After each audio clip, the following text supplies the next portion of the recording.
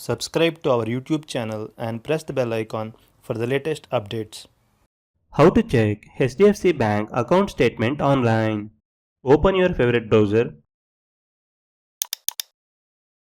Go to hdfcbank.com. Now click on the login button at the top right corner of the page. Select Net Banking from the drop-down menu.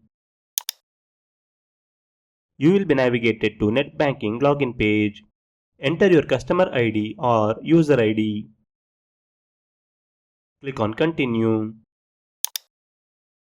Now enter your password. Click Login.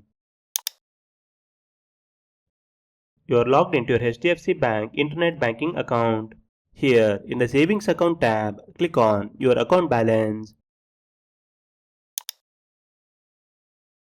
You will be landed to Account Summary page. Scroll down. In the Statement section, select your preferred statement duration. You can check monthly statements or financial year statements. If you are very specific, you can choose specific date range.